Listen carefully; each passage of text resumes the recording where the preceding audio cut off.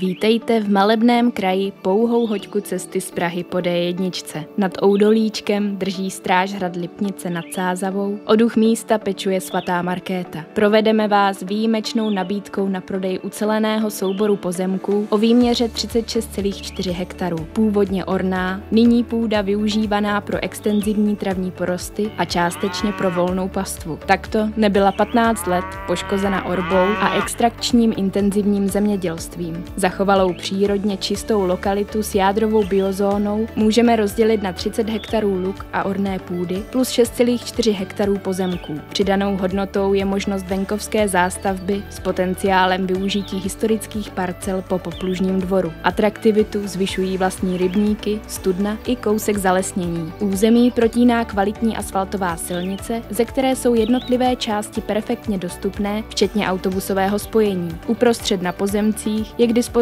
kapacitní sloupová trafostanice. Neváhejte, přijeďte sami zažít atmosféru tohoto historicky a energeticky silného prostoru s mocným géniem loci, soustředěného kolem citlivě zrekonstruovaného, velmi cenného středověkého kostelíka svaté Markéty. Věříme, že se Oudolíčko stane vaším budoucím milovaným místem.